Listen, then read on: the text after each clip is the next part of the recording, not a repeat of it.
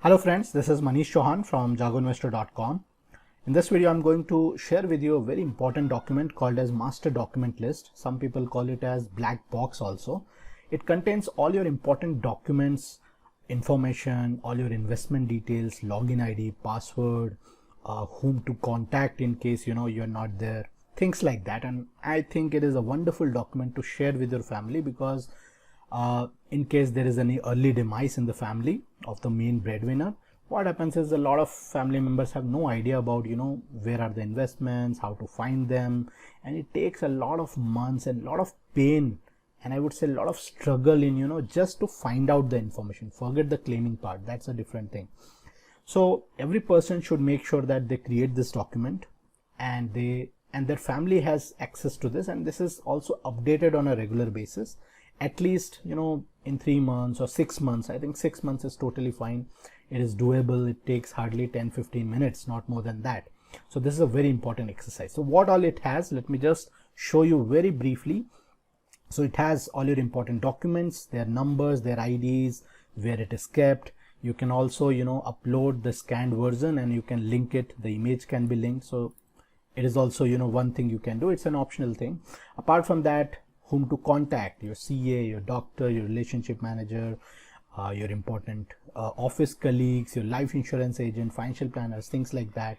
I've given the extra spaces also. You can also edit and mention on your own. Then all your banking related things, your saving bank account, locker details, especially the login ID and password part. If you don't want to put the password, it's okay. You can also give the link. You can also give the hint. Then you can link it with the scanned image if you want. That's an optional thing. Your debit card, credit card details, the CVV, expiry date, things like that. Apart from that, your insurance data. This is very important. Term insurance, your insurance from your office, health insurance, things like that. Any ULIP if you have, any LIC policies, any other SBI policy, etc., etc. Apart from that, all your other assets, for example, your real estate, demat account, mutual funds, EPF, PPF, gold bonds, NPS, and things like that. So at least give the login ID and password. That is the minimum, right? Even if you don't write the amount here, it's fine, but give them the login ID and password. If they get access to it, they can figure out a lot of things. You should also write the nominee. Who is the nominee? Okay. Apart from that, your loan details, login ID, password, amount which you have given to someone or you have to take from someone, that information should also be there. Then all your digital assets, like especially your email ID, that's like the most important thing. Apart from that, your Facebook ID, Instagram ID, these things are up to you if you want to put. Then electricity bill payment, website, login ID, things like that. I know you must be thinking these things can be they can password reset. They can obviously do it. So if you feel that it is important, give it. It's up to you. I think there's no harm in putting at least. Then there is a section for assets and liabilities, which will just add up all the assets, add up all the liability, do the subtraction and tell the net worth. This will help your family to just get an understanding of how much is the net worth of the family, where are the assets kept, where is the money, what all investments, what all loans. So it's like a very crisp snapshot of everything. This will help them immensely. And apart from them, when you do this exercise every 6 months, it will help you also, because you are just getting a feel of how you are moving and your financial life. So it is like it will help you in both the ways. So this is the first section. If you see, this is the first sheet. Apart from that, there is a checklist sheet. In the checklist sheet, what I have done is I have listed down various actions non-investment related. So this sheet we have discussed, it is regarding the information part. Apart from that, what all they should be doing, I know they will figure out once the main breadwinner dies, they will have to figure out what all things to do.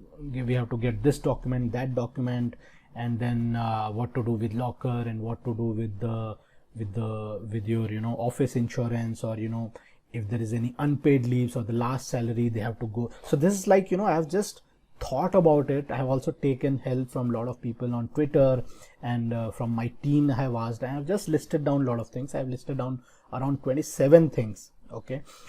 Apart from that, I have also given few more checklists. Okay. Then there is a section on how to invest money in the future.